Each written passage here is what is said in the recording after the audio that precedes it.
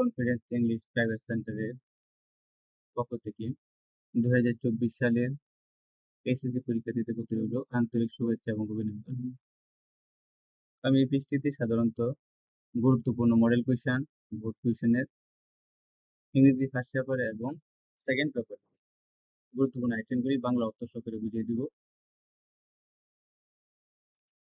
এই পৃষ্ঠটি খোলার মূল উদ্দেশ্য হচ্ছে 2024 সালে এসএসসি পরীক্ষার্থীদের পরীক্ষার প্রিপারেশন যাতে পরিপূর্ণভাবে নেওয়া যায় এবং সেই প্রস্তুতি সম্পর্কে গুরুত্বপূর্ণ আলোচনা করার জন্য। আমরা অফলাইনে যেহেতু গুরুত্বপূর্ণ রুলগুলো ছাত্রছাত্রীদের প্রদান করেছি, তাই আমরা এই পেজে অনলাইনে বাংলা অর্থ সহকারে বিভিন্ন বোর্ড কোয়েশ্চেন এবং মডেল কোয়েশ্চেন নিয়ে আলোচনা করব। আজকে আমরা আলোচনা করব সুইটেবল ফ্রেজ অথবা ওয়ার্ড নিয়ে, অর্থাৎ এটি আমাদের পরীক্ষা হলে প্রশ্নের মধ্যে ইংরেজি সেকেন্ড পেপারে 2 নঙ্গে থাকবে। Complete the sentence with suitable phrase or words given in the box. বক্সের ভিতরে 10টি শব্দ দেওয়া থাকবে এবং নিচে 10টি শূন্যস্থান দেওয়া থাকবে। আমাদের এই বক্স থেকে উপযুক্ত শব্দ নিয়ে শূন্যস্থানগুলো পূরণ করতে হবে। প্রথমে আছে লেট অ্যালোন। লেট অ্যালোন শব্দের অর্থ হলো চিন্তাই করা যায় না বা ভাবাই যায়। এটি সাধারণত এমন সেন্টেন্সে বসবে যেখানে সেন্টেন্সের শুরুতে can not, could not, do not, did not, does not অথবা যে কোনো ধরনের নেগেটিভ ইনফরমেশন থাকতে পারে। এমনকি সেন্টেন্সের প্রথম অংশ সত্য নয় এবং দ্বিতীয় অংশ হতেই পারে না, এরকম যদি কোনো বাক্যের মধ্যে বোঝায় তাহলে উক্ত শূন্যস্থানে আমরা লেট অ্যালোন ব্যবহার করব। যেমন B number, he did not even a see hill. সে একটা পাহাড়ি দেখে নাই, লেট অ্যালোন এ মাউন্টেন। সে পর্বত দেখবে সেটা ভাবাই যায় না বা চিন্তাই করা যায় না। এখানে প্রথমে আছে ডিড নট, আর এই যে পাহাড় দেখে নাই এটা সত্য নয়, আবার মাউন্টেন পর্বত দেখবে সেটা ভাবাই যায় না, এরকম যদি অর্থ প্রকাশ করে তাহলে অবশ্যই আমরা সেখানে লেট অ্যালোন ব্যবহার করব। তারপরে আছে আমাদের উড রেদার। উড রেদার শব্দের অর্থ হচ্ছে বরং বা ভালো।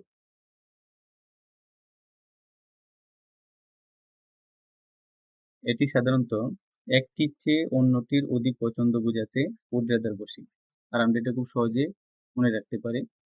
সহজে মনে রাখার কৌশলটি হলো শূন্যস্থানের পরে দেন থাকলে উক্ত শূন্যস্থানে আমরা উড রেদার বসাবো।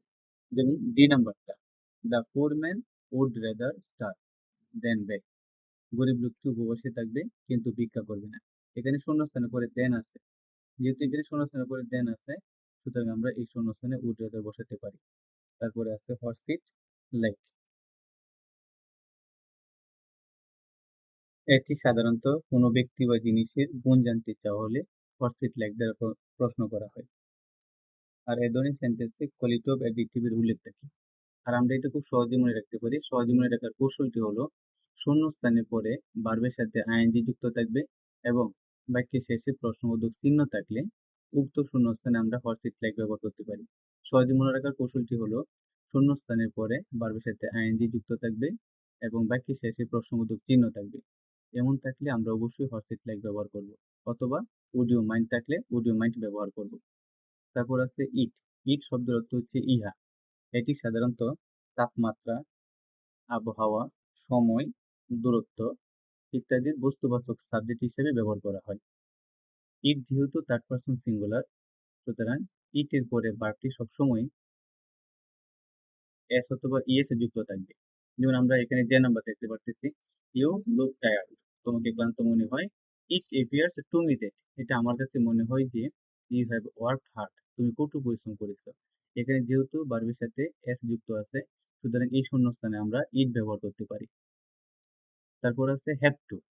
হ্যাভ টু শব্দের অর্থ হচ্ছে বাধ্যতামূলক, অর্থাৎ যে সেন্টেন্স দ্বারা বাধ্যতামূলক অর্থ প্রকাশ করবে উক্ত সেন্টেন্সে আমরা হ্যাভ টু ব্যবহার করতে পারি।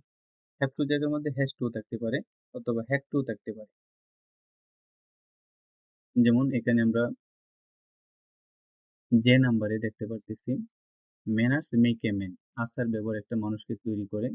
Students have to practise good manners in everyday life, প্রতিদিন ছাত্রছাত্রীদের অবশ্যই ভালো আচার ব্যবহার চর্চা করতে হবে। এখানে যেহেতু বাধ্যতামূলক অর্থ প্রকাশ করেছে, সুতরাং আমরা এখানে হ্যাভ টু ব্যবহার করব। তারপরে ওয়াজ বর্ন। ওয়াজ বর্ন শব্দের অর্থ হল জন্মগ্রহণ করা বা পৃথিবীতে আগমন উপলক্ষে আমরা ওয়াজ বর্নটা ব্যবহার করে থাকি। ওয়াজ বর্নের জায়গার মধ্যে বি বর্ণ থাকতে পারে। এটি বসানোর সাধারণ একটা কৌশল হচ্ছে শূন্যস্থানের পরে স্থানের নাম অথবা সাল দেওয়া থাকবে।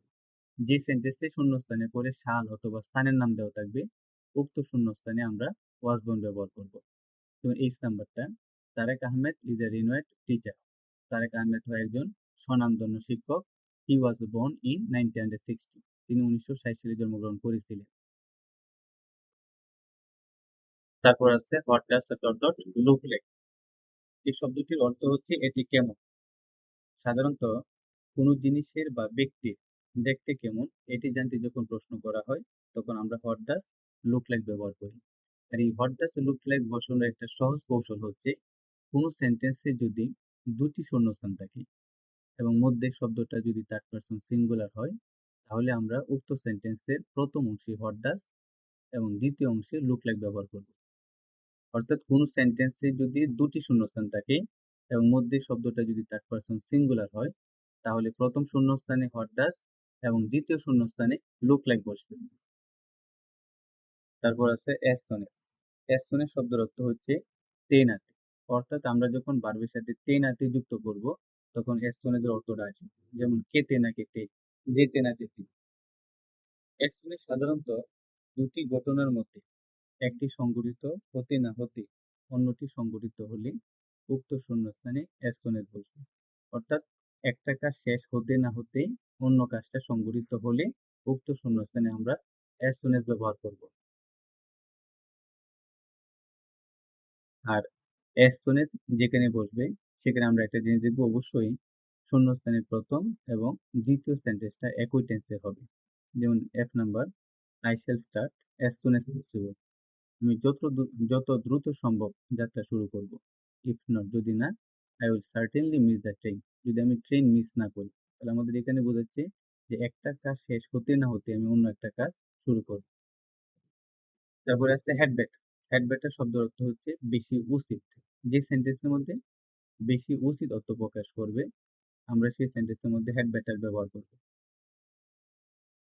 যেমন I number, your mother is ill. তোমার মা অসুস্থ, সো আই থিঙ্ক, তাই আমি মনে করি, you had better go home early, তোমাকে চলো বাড়িতে চলে যাওয়া উচিত।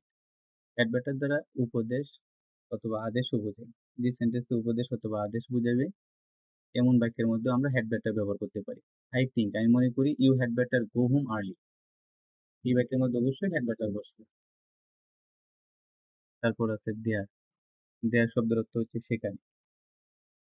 সাধারণত কোনো সেন্টেন্সের সাবজেক্ট স্পষ্ট না থাকলে দেয়ার দ্বারা সেন্টেন্স শুরু হয়, অথবা কোথাও কোনো কিছু আছে বা নেই এরকম অর্থ প্রকাশ করতেও কিন্তু দেয়ার ব্যবহার করা হয়।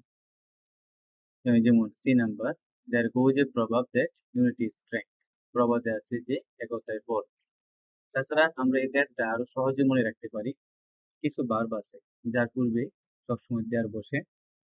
আমি সেই ভার্বগুলো বলছি, যেমন go, come, enter, exit, follow, happen, chance, seem, appear, lie, remain, occur. অনেক সময় দেখা গেছে আর অথবা ওয়ার থাকলেও কিন্তু দেয়ার বসে, অথবা মডেলের ক্ষেত্রেও অনেক সময় দেয়ার বসতে পারে। এই বারগুলো পূর্বে সবসময় দেয়ার বসে।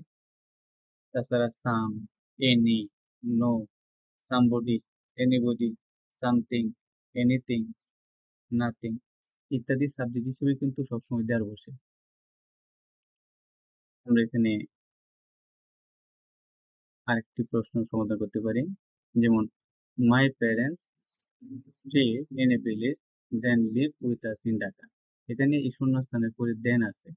যেহেতু এখানে শূন্যস্থানের পরে দেন আছে, সুতরাং আমরা এই শূন্যস্থানে উড রাদার ব্যবহার করব। তারপর এখানে আছে smoking tells upon the smoker's health greatly. ধূমপান একজন ধূমপায়ীর স্বাস্থ্যের মারাত্মক ক্ষতি করে। You had better give up this bad habit. তোমার উচিত এই অভ্যাসটা ত্যাগ করা। যেহেতু এখানে বেশি উচিততা প্রকাশ করছে, সুতরাং হ্যাড বেটার। তারপর C number, I have a bad headache. আমার প্রচন্ড মাথা ব্যথা। I have to go to doctor. যেহেতু আমার প্রচন্ড মাথা ব্যথা তাহলে বাধ্যতামূলক আমাকে ডাক্তারের কাছে যেতেই হবে। এখানে যেহেতু বাধ্যতামূলক অর্থ প্রকাশ করছে, এখানে আমরা হ্যাভ টু ব্যবহার করতে পারি।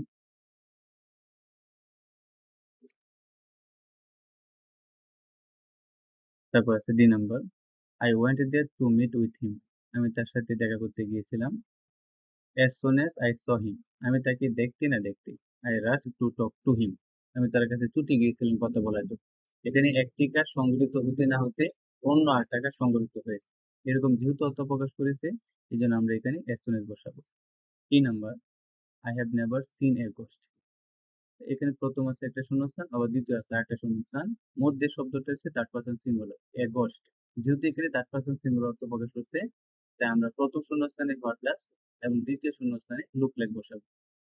এক নাম্বার, এখানে ভার্বের সাথে এস অথবা ইএস যুক্ত আছে। যেহেতু ইট থার্ড পারসন সিঙ্গুলার, তাহলে অবশ্যই তারপরে ভার্বের সাথে এস অথবা ইএস যুক্ত থাকবে। এখানে ইট বসবে। ইট tax to make a quarrel. আমরা একটু আগে বলেছিলাম কিছু ভার্ব, লিভ অথবা গোস। এই ভার্বগুলির পূর্বে কিন্তু সবসময় দেয়ার বসে।